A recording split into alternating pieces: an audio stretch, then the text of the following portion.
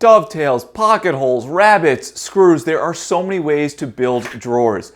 But this hobby is filled with internet know-it-alls telling you one is too weak, or you're not a real woodworker unless you use this, not that. So today we're pushing all that nonsense to the side, and I'll show you 3 ways to build drawers, from basic to advanced, and I'll explain why a lot of the advice you've likely heard or read isn't true. Our first option will be a very simple down and dirty drawer. You might even need to shower after, but these are perfect if you're just starting out, especially for shop projects. Now, as the complexity of each design progresses, so will the tools, but to keep this beginner option as simple as possible, we will mostly use the circular saw, which is what I'm currently using to rip the piece from this glorious 1/2-inch Home Depot plywood that will make the sides in the front. A guide like this or a straight edge works swimmingly. And general drawer box making rules call for a 1/2-inch to 1 inch of clearance on the top and the bottom. I prefer a little extra room, so I always lean closer to 1 inch. With our strip ripped down to the proper height, it's time to cross-cut parts for the sides and the front and the back from this board. Now, the length of your sides will be determined by a couple different factors: the depth of the cabinet and the length of the slides that you're using. Slides are typically sold in 2-inch increments that are between 10 and 28 inches long.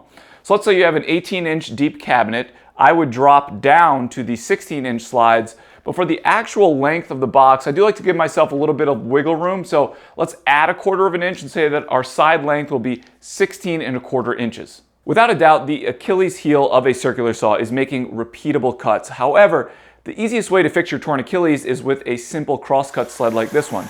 By setting up stop blocks, you remove the biggest variable from the equation, measuring, aka human error. And don't worry, freeloaders getting ready to complain, I don't have one of those things. Well, I have free plans available on my website. There is a link down below. No more excuses. Now, our down and dirty drawer width is also going to be determined by a couple different factors. The first being the actual width of your box opening, and the second, and I know this is boring, but the instructions that come with your slides. Now, in keeping with the theme of this first drawer option, I'm using the cheapest possible option that I could find and that I have experience with. These call for subtracting 1 inch from your total width. However, because I'm a boring middle-aged father of 2, I don't like to live dangerously. So I'm again erring on the side of caution and giving myself a tiny bit of wiggle room when I'm setting up my stop block. So rather than subtracting the 1 inch, it's more like 1 inch and a 32nd, so the drawer doesn't bind. Additionally, I'm using 2 offcuts of plywood to account for the thickness of the 2 sides. And if you forgot to subtract that, you're gonna have a bad time. If you feel obligated to sand your drawers, I would do that now, because we all know that your friends will be verifying the smoothness of your drawers whenever they come over to use a tool. Excellent, we now have sides, a front and a back for our box. It's time to smush them all together though and break the rules, which will surely fire up the comments section.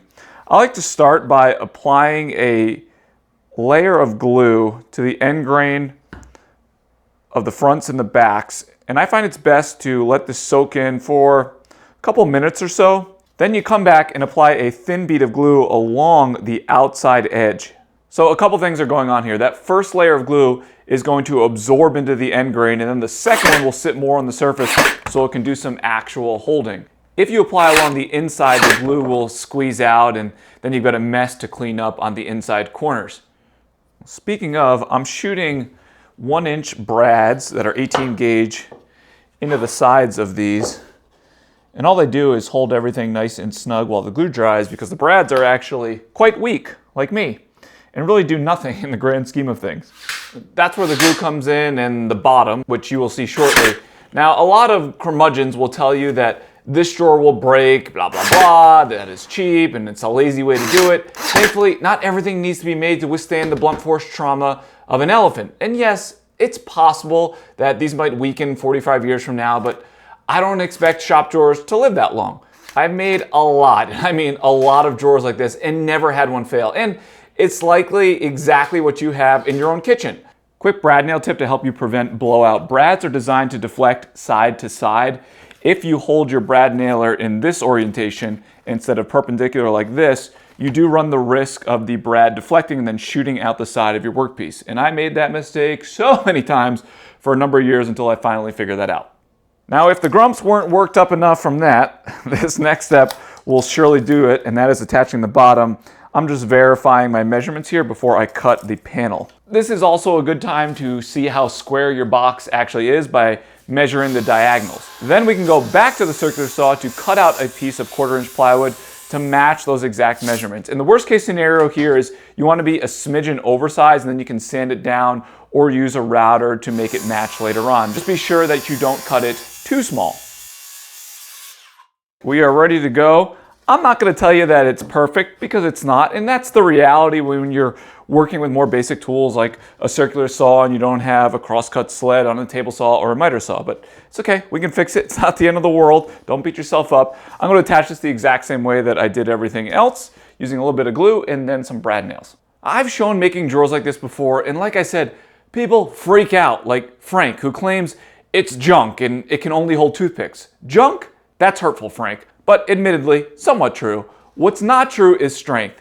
Is it as strong as other drawer bottoms we will build later? No, but it's more than strong enough for most use cases in a shop. Example, I built these drawers 8 years ago and I abused them. They hold a lot of heavy tools without flinching. My miter saw station built the exact same way, no issues. People like Frank are the definition of internet gatekeepers and why beginners feel so overwhelmed.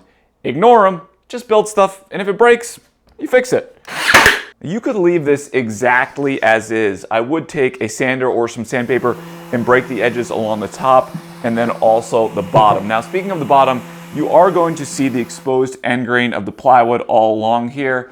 It's not a big deal, especially if this is just for shop projects, but if you do want to somewhat hide it, use either a block plane or a router with a chamfer bit, and that will disguise your ugly plywood edge along the bottom. Now, keep in mind, this is purely aesthetic and has nothing to do with the performance of the drawer. All right, now that is looking good. The funny thing is, if you use these really cheap drawer slides, they actually hide that entire bottom edge, so not really important, but if you use different slides, it's a neat trick. A couple additional things to clarify while we do this final install. As I said, I'm using 1/2 inch material here. I do like to use 5/8 of an inch, but that's generally only available at specialty lumber stores, and 3/4 of an inch is quite frankly overkill and too heavy. If you want the extra peace of mind, swap the 1/4 inch for the 1/2 inch on the bottom. My other cabinet videos go into much more detail on this process, but the cliff notes is this: installing slides is always much easier if you use scrap pieces of wood to get everything nice and even on both sides. The downside to these El Cheapo ones is that there just isn't much adjustability, so what you save in money, you most certainly give back with installation time. Additionally, these are not full extension slides. If you don't know what that means, you're about to see. The drawer doesn't come out all the way, so it can cut you off from reaching things in the back of the drawer, and it is a bit of a pain for larger items, but it's not the end of the world. All in all, pretty basic, pretty simple. On to the next. All right, our second drawer is one of my favorites, and I'm going to show you a neat trick for dressing them up, which makes these perfect for kitchens, bathrooms, basically anywhere you need a nicer looking drawer. Like I said earlier, as we progress throughout the video, so will the tools we use, which means I have officially declared the table saw to be fair game. And that makes me happy because ripping the strips that will form the drawer is much easier on this bad boy. Now I'm fresh out of 5/8 of an inch plywood, so some basic 3/4 inch birch plywood is being used instead. The calculations for sizing all the parts is the same as the first option. If you skip that, well, shame on you. That wasn't very nice. And the shop supervisors are now mad at you. Before I cut the front, back, and sides from these parts here, it's a good time to dress up the ugly exposed plywood edges. There are a bunch of different ways to apply edge banding. I found this works best for me. It's a simple iron that you run back and forth across, and that activates the glue. And once it cools down, it's locked in place. And just be sure to slightly angle the iron along the sides to get a good stick there. You let it cool down for a bit, and then use a trimmer like this or a chisel to flush up the sides. The nice thing about doing it this way is that you end up spending less time trimming the ends because those are taken care of when the parts are cross-cut to size. Just make sure your edge banding is facing out and not up against the fence, and this will prevent it from tearing out. And just like the first drawer box, I'm using offcuts from the plywood to perfectly size the front and back without having to do any math. The bottom of the first drawer was simply glued in place. It's effective, but crude. For this option, we're going to class it up a little bit more, dare I say, pinky raising. Now the idea is we're going to cut a groove into the sides and the front. We'll talk more about the back later, but that groove will accept the 1/4 inch plywood that acts as the bottom. The first step is setting your blade height, and since this is 3/4 of an inch material, let's go with just barely shy of a 1/2 inch to keep the math simple later. Then I set the fence to a 1/2 inch, and it's time to get to cutting. Now always use a scrap piece of wood as a test piece to make sure everything is dialed in as it should be. And this is another instance where you get pizza instead of French fry and then you have a bad time. Another fair question is, why don't you run the big long strip through before cross-cutting the parts? You certainly can. However, I found when working with box store potato chip plywood, it's not the flattest and it's easier to work with the short pieces, keeping them snug on the bed of the saw. Once you've made all the passes, simply bump the fence away, the idea being we are making a perfectly sized groove to accept the plywood. Just test the fit on your scrap piece before making the final pass on the actual parts. And you're going for a Goldilocks and the 3 bears, not too tight or loose, just right. But maybe err on the side of a little loose, just in case. And then you can make your final passes on your actual drawer parts. Easy peasy. Okay, now we can talk about this back piece, and it's pretty simple. All we're going to do is raise the blade up, make a through cut, and that's all there is to it. You'll see shortly why this is so helpful. Now you might be thinking the next step is to cut the bottom panel to size. However, that's not how I like to do it. I prefer to assemble everything together first, and to do that, me and the shop supervisors who just got a beach haircut yesterday will be using pocket holes. This is another one of those times you don't need to listen to the grumps, like our friend here, because despite what they tell you, this is a perfect application and you're not a dweeb or a nerd or a loser if you use pocket holes. All right, I might be a dweeb and a nerd, but not so much a loser. Now the shop supervisors felt like this was a smooth transition and the appropriate time to talk about how excited they are to try out and discuss the sponsor of this video, Maeve. As you can tell from their beach bods, one of these dogs is a cow disguised as a 16-pound sack of potatoes. The blue one, a much pickier eater, although she does have cow tendencies because she's a grazer, casually nibbles all day. But that's boring, dry kibble.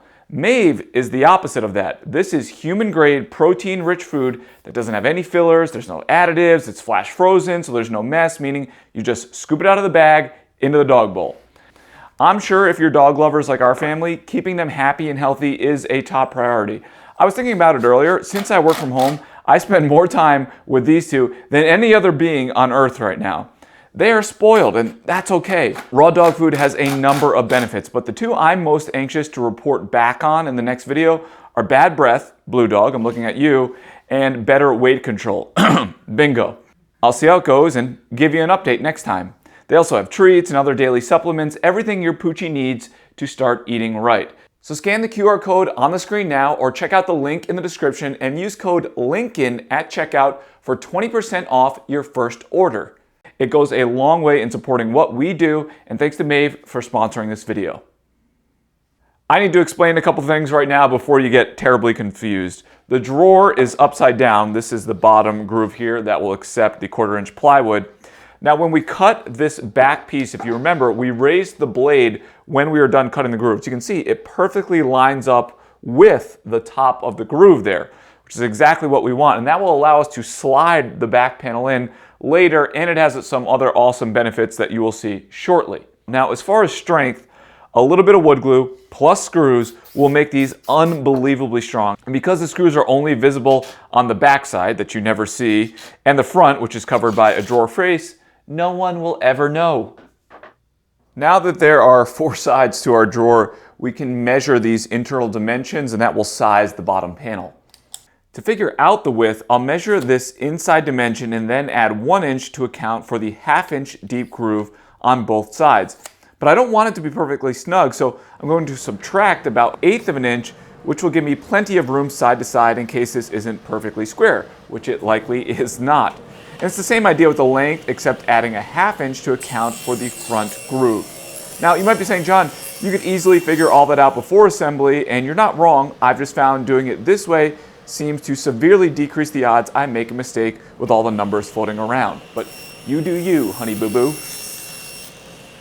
Okay, let's do a quick test fit, and as promised, I want to discuss the main benefit for constructing drawers this way, particularly the back panel being shorter. Now, a lot of folks online will tell you the main advantage to that is this bottom panel is removable after you're done building, because you would just screw it into place here instead of tacking it and gluing it in.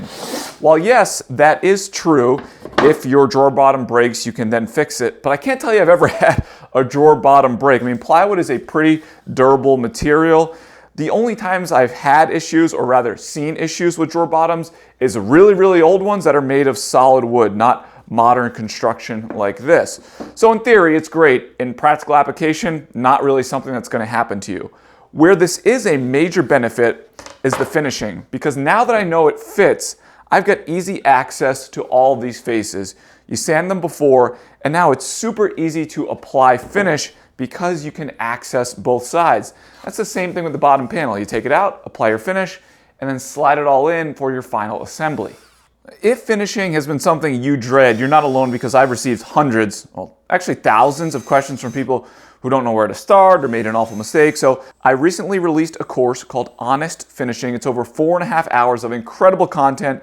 The reviews have been amazing so far. There's a link down below and on the screen if you're interested. And thanks for checking it out, or not checking it out, but just thanks for being here. Some people like to debate where you should place full extension drawer slides like these on the box. Many insist on the bottom, others in the middle, so the drawer torques less when it's opening. With something as short as this, meaning the sides aren't high, I'm not sure that it matters much, or at least in my experience, it hasn't. So do whatever makes your heart soar. Like the first drawer, I've got plenty of videos that cover this process in much more detail. It is always easier to screw in the slides with the cabinet on its side if possible, and use those spacer blocks. Also, this is why you work top down. It's the same pieces of scrap wood, just cut shorter. All right, time for a test fit on this drawer. And one of the nice things about these slides, while yes, they do cost about 2 times as much as these, is they are a little bit more adjustable. Also, they're full extension, so you can reach things on the back of the drawer, unlike the ones above. Also, if you're willing to pay slightly more money, these do come in soft close options, which is all classe, but not nearly as classe as our next drawer. Our first couple of day class A drawers used plywood, but if you're looking to build something nicer, let's say a custom piece of furniture, and you want to spend more money and do something that only you, the woodworker, will notice and appreciate, well, it's time to step up to hardwood construction. Earlier today, I milled up the finest maple and walnut, which will serve as my drawer parts. Like I said, more advanced methods will require more tools to get it done efficiently. Keyword being efficient. If you were paying attention for drawer number 1 when I explained the sizing, you remember I said that you want to be somewhere between 1/2 inch to 1 inch in between the drawers. If you have a tall cabinet like this with multiple drawers, simply add up the total number of gaps, subtract that from the internal height of the cabinet, and then divide by the number of drawers. And that will tell you how tall to make each one. Easy peasy. The maple will make up our sides, and then the walnut the fronts and the backs. However, we need a way to join these two together. If you were a very talented craftsman and you had way too much time on your hand, you would likely opt for the infamous dovetail joint. They are incredible looking, super strong, and drawers really are the perfect application for them. However, the truth about dovetails is that these were very practical when glue was much weaker, because it was made from the dead horse that your family rode back and forth into town when it was time to trade for supplies. But I drive a car and Amazon delivers the same day, so we're going for something that also has a cool aesthetic, is more than strong enough, plus it's much faster and easier to execute. Pinned rabbets. With our first 2 drawer styles, when cutting the front and the back to width, we needed to account for the thickness of the sides. But with rabbets, you don't need to do that. The outer edge of the front and back is flush with the sides. Just be sure to follow the drawer slide instructions on how wide to make the box.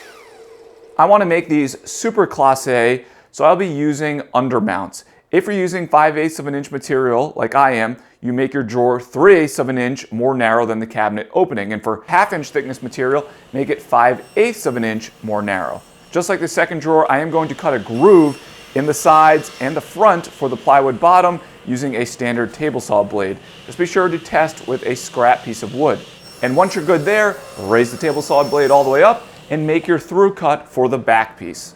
I'm going to use a dado stack to cut the rabbets on the ends of my front and back pieces. Sadly, I'm only making one drawer, so I'm likely going to spend more time getting this set up than actually cutting, but if you're making multiple drawers, this is absolutely the way to go. You want to use a combination of blades and chippers that make the dado stack slightly wider than the width of your material because part of the blade will be buried in the sacrificial fence. There really isn't a hard and fast rule for the depth of a rabbet cut. In an instance like this, I prefer to cut a little deeper than normal, and you'll see why shortly. So I'm marking my desired height on the fence, which makes it super easy momentarily when I'm raising the blade up. To get the fence set to the appropriate distance, I simply take my material and align it with the outer edge of my zero clearance insert, bada bing, bada boom. Raise the blade up until you hit your line and you're ready to go. Well, double check with a scrap piece first.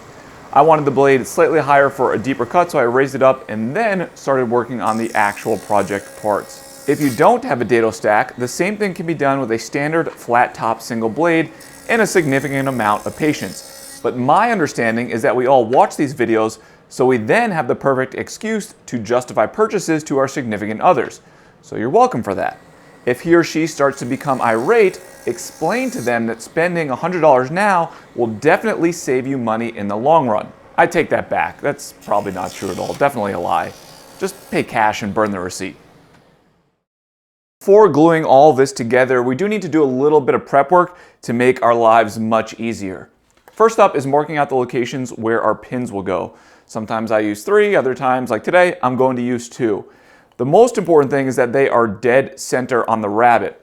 Then I'm going to use a 1/4 inch drill bit in my drill press to start the pilot holes. Now I'm not going all the way through, just enough that these can act as a guide later. And if you don't have a drill press, the same thing can be done very carefully with a drill. But again, great excuse, cough cough, for your significant other to make a purchase. Then I'm going to sand all the inside faces and tape off the rabbets so I don't have to deal with any glue squeeze out on the inside corners later. There really aren't any major tricks for gluing all this together. The most important thing is that you do a dry fit before. This will give you a chance to get all of your clamps together and make sure everything is aligning as it should. And in a shocking turn of events, which rarely happens, everything was good for me. Forgot to tape off the inside corners on these sides. So dumb.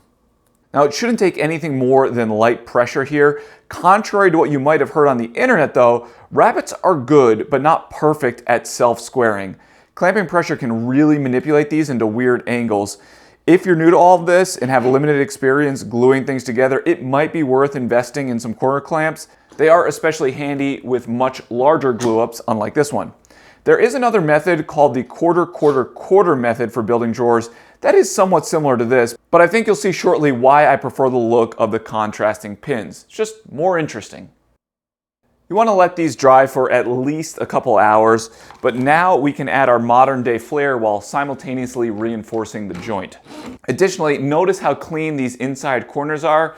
It's worth taking the extra time to tape them, no cleanup afterwards. After setting the flag stop on the same 1/4 inch drill bit, I can drill all the way through into the front and the backs.